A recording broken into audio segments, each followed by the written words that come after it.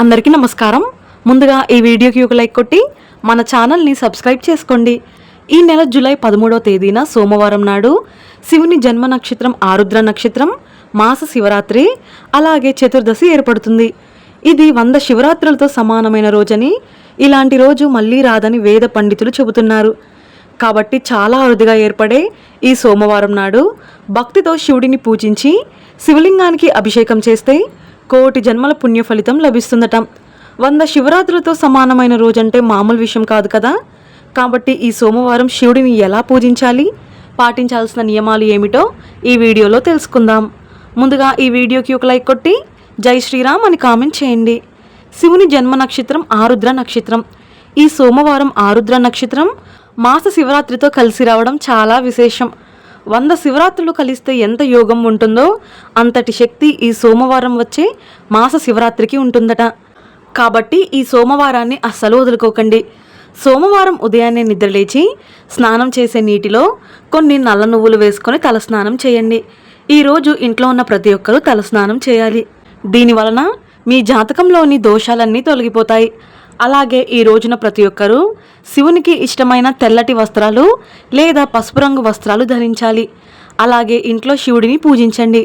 మీ పూజ గదిలో ఉన్న శివుని చిత్రపటానికి గంధం కుంకుమ బొట్లు పెట్టి పూలతో శివయ్యను అలంకరించి దీపారాధన చేయండి. ఆరుద్ర నక్షత్రం వచ్చిన ఈ సోమవారం జిల్లేడు పూలతో శివుడిని పూజిస్తే మీ మనసులోని కోరికలన్నీ వెంటనే నెరవేరుతాయి. అలాగే ఎర్రని గన్నేరు పూలతో శివుడిని పూజిస్తే అనారోగ్య సమస్యలు తొలగిపోయి మంచి ఆరోగ్యం, మానసిక ప్రశాంతత లభిస్తుంది. పూజ గదిలో నెయ్యి దీపం వెలిగించి ఓం నమ శివాయ అనే మంత్రాన్ని 108 సార్లు జపించండి. ఈ సోమవారం పూజ గదిలో కూర్చుని శివ పంచాక్షారి మంత్రాన్ని చదివితే ఆ శివయ్య అనుగ్రహం వెంటనే లభిస్తుంది. శివ పూజలో నైవేద్యంగా దద్దోజనం నివేదించండి. ఈ సోమవారం ఏది చేసినా చేయకపోయినా శివలింగానికి అభిషేకం తప్పక చేయండి. మీ పూజ గదిలో శివలింగం ఉంటే పంచామృతాలతో శివలింగానికి అభిషేకం చేసి పూజ చేసుకోండి. మన జీవితంలో ఎన్నో పూజలు చేసినా లభించని ఫలితం ఈ ఒక్కరోజు చేసే శివ పూజలకు లభిస్తుందని మన పురాణాలు వివరిస్తున్నాయి. మన చేతుల మీదుగా శివలింగానికి అభిషేకం చేస్తే ఉత్తమ శుభ ఫలితాలు కలుగుతాయి. కాబట్టి స్వచ్ఛమైన మట్టితో ఒక చిన్న శివలింగం తయారు చేసుకొని మీ పూజ గదిలో ప్రతిష్ఠించి శివుని స్వరూపంగా భావిస్తూ శివలింగానికి అభిషేకం చేసుకోవచ్చు. లేదా మీ దగ్గరలో ఉన్న శివాలయానికి వెళ్ళి మీ చేతుల మీదుగా శివలింగానికి అభిషేకం చేయండి. ఈ రోజున శివాలయానికి వెళ్తే చాలా మంచిది. ఎందుకంటే ఈ ఆరుద్రం నక్షత్రం కలిసి వచ్చిన సోమవారం నాడు ముక్కోటి దేవతలు శివుడిని పూజించడానికి శివాలయానికి వస్తారట. కాబట్టి ఈ రోజున శివుడిని దర్శించుకుంటే కోటి జన్మల పుణ్య ఫలితం లభిస్తుంది. ఈ పవిత్రమైన సోమవారం నాడు శివలింగం పైన ఒక చెంబుడు నీళ్లు పోసినా సరే ఆ శివయ్య ఎంతో సంతోషించి కోరిన వరాలను వెంటనే ప్రసాదిస్తాడు. అలాగే ఆవు పాలతో శివలింగానికి అభిషేకం చేస్తే సిరి సంపదలు, దీర్ఘాయుషు లభిస్తుంది. ఎవరైతే సంతానం కోసం ఎదురు చూస్తున్నారో అలాంటి వారు ఆవు పెరుగుతో శివలింగానికి అభిషేకం చేయండి. ఇక ఆర్థిక సమస్యలు, కటిక పేదరికంతో ఇబ్బంది పడేవారు ఆవు నెయ్యితో శివలింగానికి అభిషేకం చేయండి. అలాగే అప్పుల సమస్యలతో బాధపడేవారు చెరుకు రసంతో శివలింగానికి అభిషేకం చేస్తే అప్పుల బాధలన్నీ వెంటనే తీరిపోతాయి. ముఖ్యంగా వ్యాపారాలు చేసేవారు ఈ సోమవారం కొబ్బరి నీటితో శివలింగానికి అభిషేకం చేస్తే వ్యాపారంలో నష్టాలు లేకుండా లాభాలు పెరుగుతాయి. ఇక శివునికి అత్యంత ఇష్టమైన పూలలో ఉమ్మెత్త పూలు ఒకటి. కాబట్టి ఈ సోమవారం శివాలయంలో ఉన్న శివునికి ఉమ్మెత్త పూలు సమర్పిస్తే మీ కష్టాలన్నీ వెంటనే తీరిపోయి కోరిన కోరికలన్నీ క్షణాల్లో తీరిపోతాయట. అలాగే సన్నజాజి పూలతో శివుడిని పూజిస్తే వివాహం కాని వారికి త్వరగా వివాహం కుదురుతుంది. నందివర్ధన పూలు, శంఖ పుష్పాలతో శివుడిని పూజిస్తే సకల పాపాలన్నీ తొలగిపోయి అదృష్టం కలిసొస్తుంది. ఇక ఈ రోజున శివాలయానికి వెళ్ళేవారు గుడి చుట్టూ ప్రదక్షిణాలు చేయకుండా చండీ ప్రదక్షిణ మాత్రమే చేయండి. అలాగే ఈ రోజున ప్రతి ఒక్కరూ విభూది బొట్టును పెట్టుకోవాలి. శివాలయంలో ఉన్న విభూది బొట్టు పెట్టుకుంటే శివ కటాక్షం వెంటనే లభిస్తుంది. ఇక ఈ శివరాత్రి రోజున ప్రతి ఒక్కరూ విభూది బొట్టును పెట్టుకోవాలి. ఈ రోజున విభూది బొట్టు ధరిస్తే అష్టదరిద్రాలన్నీ తొలగిపోయి విపరీతమైన అదృష్టం కలుగుతుంది. శివుని వాహనం నంది. శివాలయంలో శివలింగానికి ఎదురుగా నందీశ్వరుడు కొలువై ఉంటాడు. కాబట్టి ఈ సోమవారం శివాలయానికి వెళ్ళిన ప్రతి ఒక్కరూ నంది చెవిలో మీ కోరికలను చెప్పుకుంటే మీ కోరికలన్నీ శివుని పాదాల చెంతకు చేరుతాయి. విశేషంగా ఈ సోమవారం నాడు శివాలయంలో దీపాలు వెలిగిస్తే చాలా మంచిది. అయితే శివునికి అత్యంత ప్రీతికరమైన దీపాలలో నారికేల దీపం ఒకటి. కొబ్బరి చిప్పలో వెలిగించే దీపాన్ని నారికేల దీపం అని అంటారు. కాబట్టి మీకు వీలు కుదిరితే ఈ సోమవారం శివాలయంలో ఉన్న ధ్వజస్తంభం సమీపంలో నారికేల దీపం వెలిగించండి. అలాగే ఈ సోమవారం జమ్మి చెట్టును పూజిస్తే చాలా మంచిది. ఈ రోజున జమ్మి చెట్టుకు ప్రదక్షిణాలు చేసి జమ్మి చెట్టును ముట్టుకుంటే మీ జాతకంలో ఉన్న దోషాలు వెంటనే తొలగిపోయి జాతకంలో అదృష్టం పెరుగుతుంది.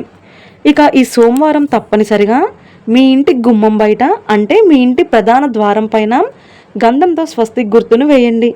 మీ ఇంటికి పట్టిన అష్టదరిద్రాలు వెంటనే తొలగిపోయి అష్టైశ్వర్యాలు కలుగుతాయి. మీకు రుద్రాక్ష అందుబాటులో ఉంటే ఈ సోమవారం ఒక రుద్రాక్షను తెచ్చుకొని మీ బీరువాలో పెట్టుకోండి. ఇక ఈ సంవత్సరం అంతా డబ్బుకు లోటు లేకుండా ఇంటి ఆదాయం విపరీతంగా పెరుగుతుంది. లేదా శివాలయం నుండి విభూది బొట్టు తెచ్చుకొని మీ బీరువాలో పెట్టుకున్నా సరే మీ ఇంటి సంపద పెరుగుతుంది. శివుని కన్నీటి నుండి రుద్రాక్ష ఉద్భవించిందట. కాబట్టి ఈ సోమవారం మీ మెడలో రుద్రాక్షను ధరిస్తే ఆ శివయ్య ఎల్లవెల్ల మిమ్మల్ని రక్షిస్తూ మీకు కష్టాలు రాకుండా అనుక్షణం కాపాడుతాడు. అలాగే ఈ సోమవారం సాయంత్రం పూట అంటే సాయంత్రం 6 గంటల తర్వాత మీ ఇంటి గుమ్మం బయట శుభ్రం చేసుకొని ఇంటి ముందు 2 దీపాలు వెలిగించండి. మీ ఇంటికి సకల శుభాలు కలుగుతాయి. ఇక ఈ సోమవారం నాడు ఎట్టి పరిస్థితుల్లోనూ మాంసాహారం తినకూడదు. అలాగే తులసి ఆకులతో శివుడిని పూజించకూడదు. కేవలం మారేడు దళాలతోనే శివుడిని పూజించాలి. అలాగే ఈ సోమవారం ఉపవాసం ఉంటే చాలా మంచిది. రోజంతా కటిక ఉపవాసం ఉండలేని వారు పాలు పండ్లు స్వీకరిస్తూ ఒక పూట ఉపవాసం ఉండవచ్చు. అనారోగ్య సమస్యలతో బాధపడేవారు నీటిలో గరిక వేసి ఆ నీటితో శివలింగానికి అభిషేకం చేస్తే మీ ఆరోగ్యం మెరుగుపడుతుంది.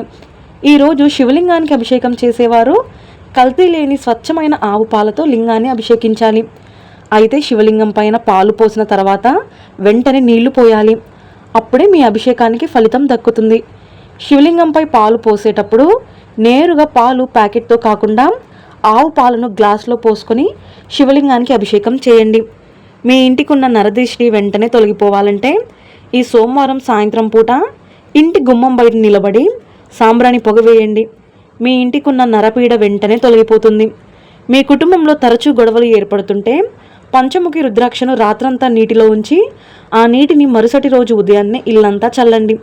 మీ కుటుంబంలో ఉన్న సమస్యలన్నీ తొలగిపోయి మీ ఇంటిపై ఎల్లవెల్లలా శివానుగ్రహం ఉంటుంది. అలాగే ఈ సోమవారం సాయంత్రం పూట రావి చెట్టు కింద దీపం వెలిగించి మీ మనసులో శివుడిని తలుచుకుంటూ రావి చెట్టుకు ప్రదక్షిణాలు చేస్తే చాలా మంచిది. అలాగే శివాలయంలో ఉన్న మారేడు చెట్టుకు ప్రదక్షిణాలు చేసినా సరే మీ కుటుంబానికి భోగభాగ్యాలు కలుగుతాయి. ఇక ఈ సోమవారం పొరపాటున కూడా ఆలస్యంగా నిద్రలేవకూడదు. ప్రతి ఒక్కరూ ఉదయాన్నే నిద్రలేచి శివుడిని పూజించండి. అలాగే ఈ రోజున మాంసాహారం, ఉల్లిపాయ మరియు వెల్లుల్లి వంటి ఆహారం తీసుకోకూడదు. అలాగే జుట్టు కత్తిరించడం, గోళ్ళు కత్తిరించడం అస్సలు చేయకూడదు. అలాగే ఈ రోజున నలుపు రంగు వస్త్రాలు ధరించకూడదు. ఈ రోజున శివాలయానికి వెళ్ళి శివుడిని దర్శించుకోలేని వారు ఇంట్లోనే శివుడిని పూజించి ఉపవాసం ఉండండి. శివానుగ్రహం తప్పక లభిస్తుంది. ఈ వీడియో మీకు నచ్చితే లైక్ చేసి సబ్స్క్రైబ్ చేసుకోండి. జై శ్రీరామ్.